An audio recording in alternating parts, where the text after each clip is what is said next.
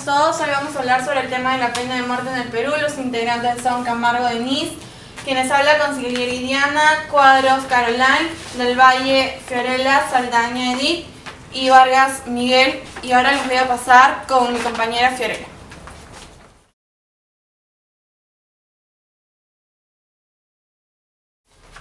Buenas noches con todos. Hoy voy a hablar sobre la pena de muerte, también llamada pena capital o ejecución. Consiste en provocar la muerte a un condenado por parte del Estado como castigo por un delito establecido en la legislación. Estos delitos son llamados delitos capitales. Actualmente la pena de muerte ha sido abolida y penalizada en casi todos los países europeos excepto Bielorrusia y la mayoría de correspondientes de Oceanía, como Australia y Nueva Zelanda.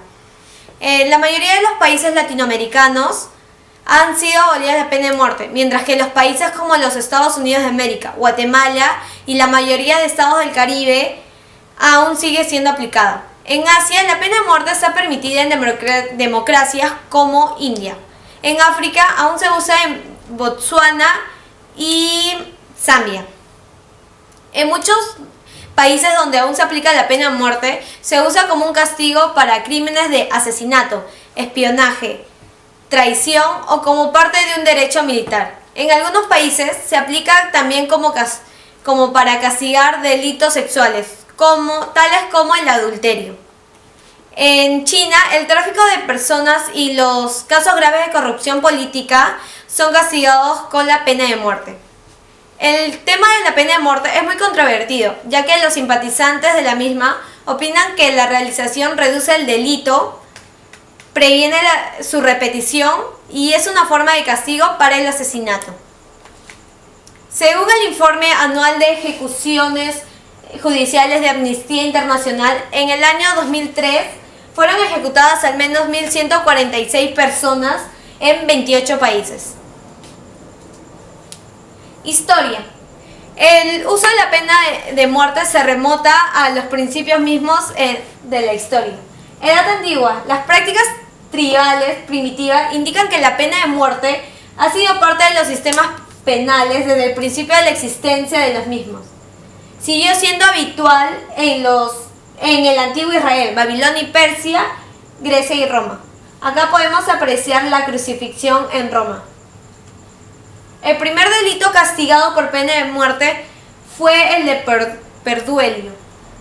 Edad Media. Era común en Bizancio y en la América precolombiana. En América era llevado a cabo por diferentes grupos étnicos, aztecas, mixtecas y zapotecas. Edad Moderna y Contemporánea.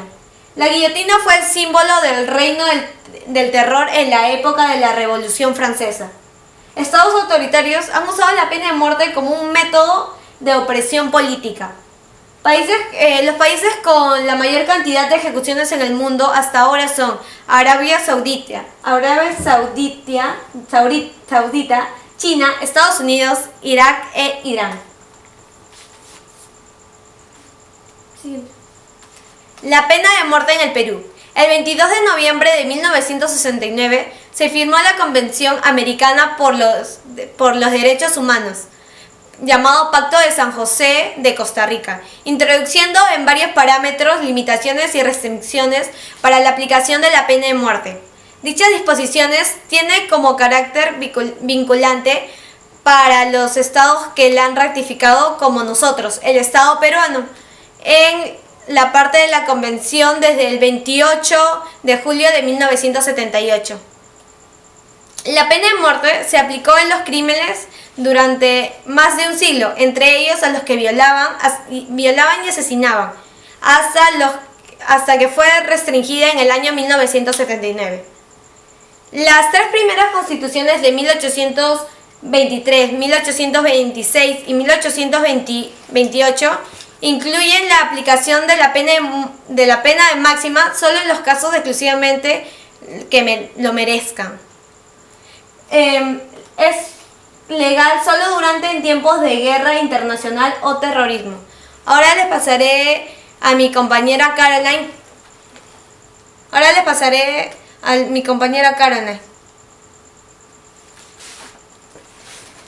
que va a hablar sobre los... Ahora les pasaré a mi compañera Caroline, que va a hablar sobre los métodos utilizados para la pena de muerte.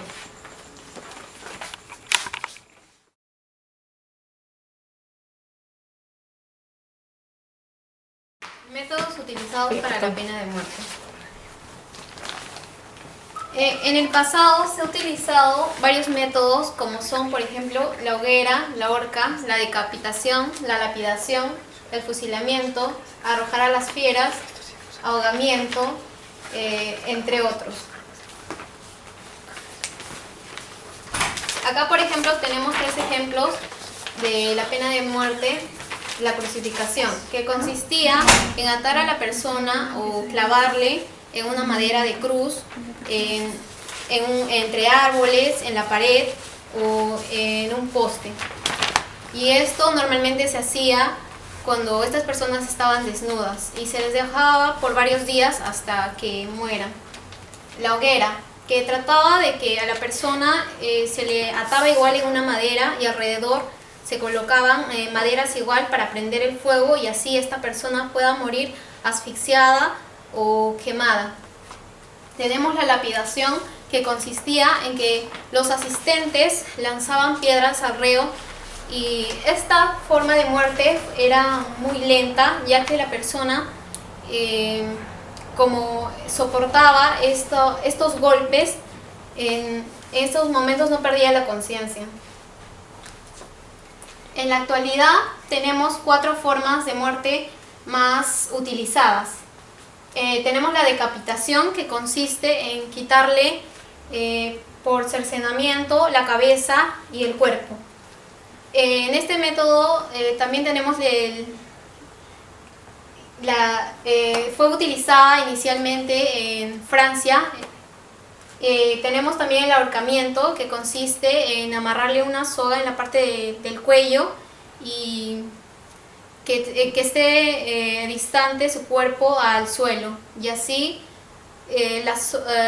por el peso el cuerpo, el cuello, la parte del cuello que está amarrado con la soga, deja de respirar. Tenemos la inyección letal, que es aplicada con una inyección que contiene, es como un paralizante, todo el sistema nervioso. Tenemos el fusilamiento, que es más utilizado en China, también en el Perú, en caso de guerra, que consiste en la descarga de balas por un conjunto de fusileros. Aquí, por ejemplo, mostramos un gráfico de los 10 países con más sentencias de muerte dictadas en el 2014. Aquí tenemos a Nigeria, Egipto y Pakistán, y entre otros. Los 10 países con más ejecuciones en el 2014. Irán, aproximadamente con 275 muertos. Arabia Saudita, con aproximadamente 100. Y en Irak, con aproximadamente 50. Bueno, en mi opinión, creo que no debería existir la pena de muerte. Bueno, ahora les paso con mi compañera, que va a hablar los casos.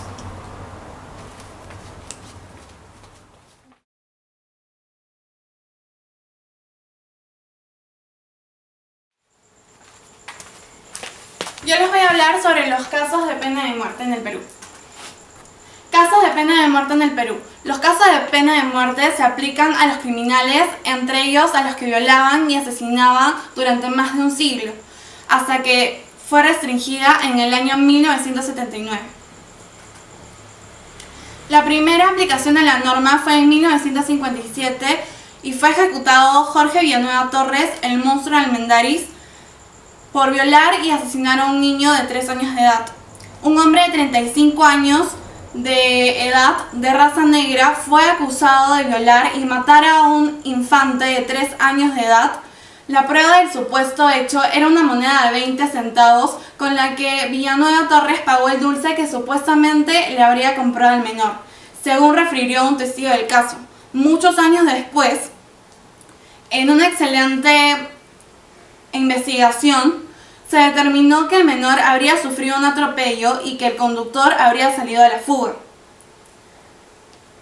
Pero la población estaba tan efusiva, la población limeña estaba tan efusiva sobre este caso del menor de edad que tenían que buscar un culpable, y ese culpable fue Jorge Villanueva Torres, ejecutado en 1957 por sus facciones indígenas y por ser negro en esa época.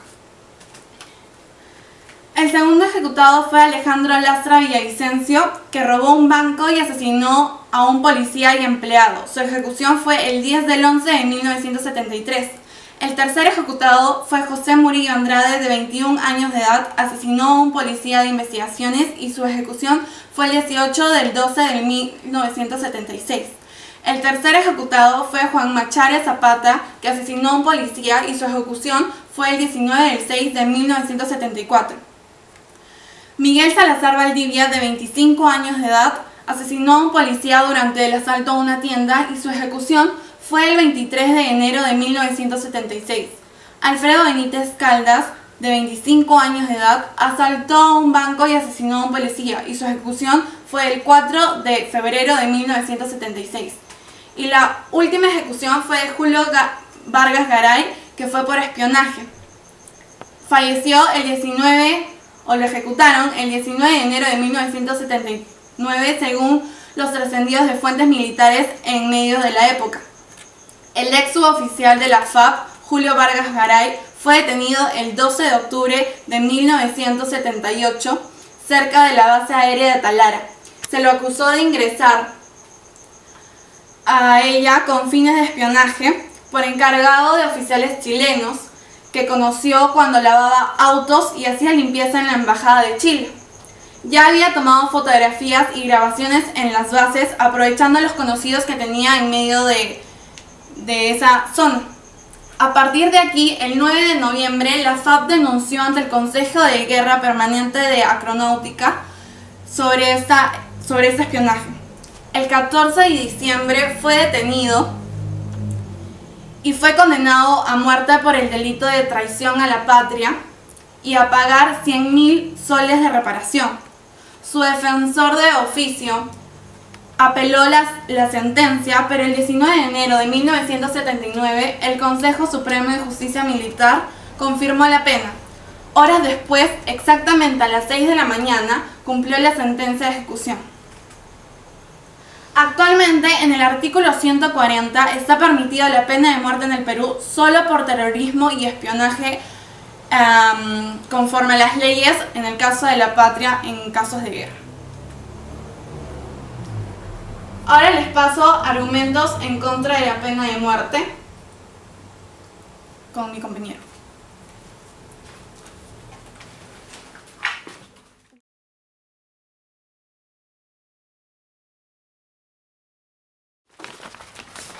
Bien, exponiendo sobre argumentos en contra de la pena de muerte, el por qué hay argumentos que están en contra. El primer argumento ético sería la vida debe ser considerada sagrada por Dios, porque Dios nos ha dado la vida y ningún ser humano nos puede quitar, porque la Biblia dice no matarás. Como segundo argumento, un Estado que puede cometer asesinatos legales se convierte en un peligro para el ciudadano, porque está abandonando los principios y derechos de la humanidad. Esto quiere decir porque todas las personas tenemos derecho a la vida y el Estado no nos puede quitar la vida. La pena de muerte capital es cruel y atenta contra la dignidad humana de la naturaleza, porque los métodos que utilizan para quitar la vida son demasiados, y no solo es para la persona que ha cometido el delito. Cuando le asesinan, no solo ahí queda, porque tiene familiares y todos sus familiares se quedan como que tienen un trauma psicológico, pánico, y mediante va pasando el tiempo pueden buscar venganza. La pena de muerte no es justicia, sino venganza, porque si fuera justicia, los mismos que dan los juzgados serían más justos y no buscarían la venganza, porque si esa persona cometió ese delito y la otra persona le castiga con la pena de muerte, se está convirtiendo igual que la otra persona que cometió el delito. La falta de verdadera eficacia restablece la justicia y prevenir el delito, sino también rehabilita a los delincuentes. Esto quiere decir que cuando le dan la pena de muerte al delincuente, ya no le dan la segunda oportunidad para poder rehabilitarse, y también los que le juzgan son demasiado crueles porque ya no le dan una segunda oportunidad, porque no todos las personas que ya cometer estos delitos pueden cambiar, también suelen cambiar en muchas oportunidades. Le voy a dar el paso a mi compañero Miguel para los argumentos a favor.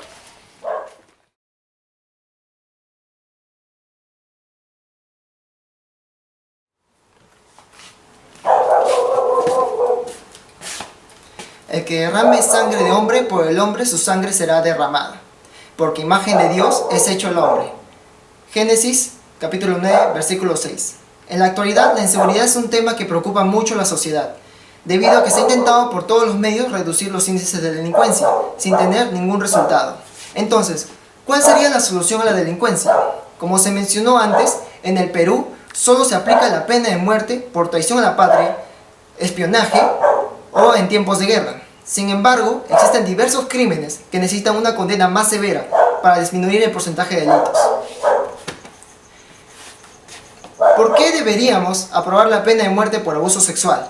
Simple, porque en un estudio de la Organización Mundial de la Salud reveló que el Perú ocupa el tercer lugar en el mundo con más casos de violencia sexual, de los cuales solo se denuncian el 36% de estos.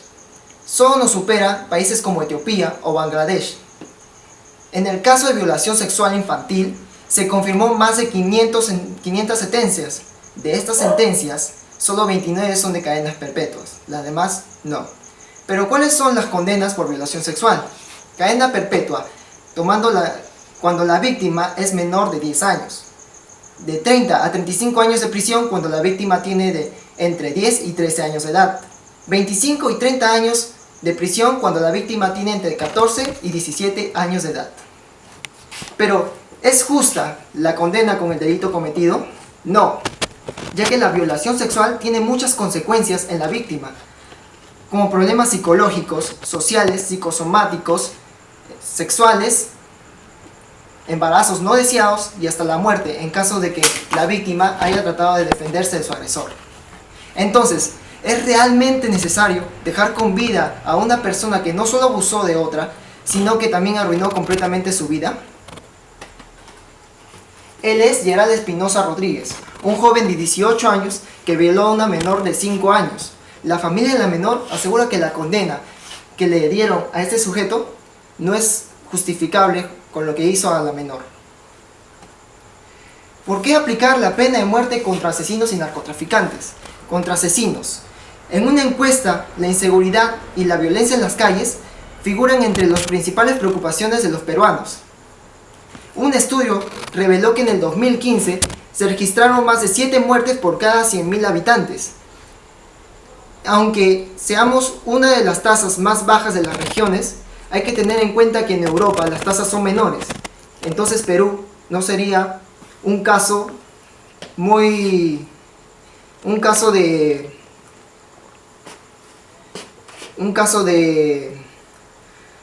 baja tasa de criminalidad, sino de muy alta. Además, se confirmó que en homicidios murieron más de 900 personas en las calles, siendo las armas de fuego las más utilizadas en un total de 62 casos. Por estos asesinatos, los más ocurridos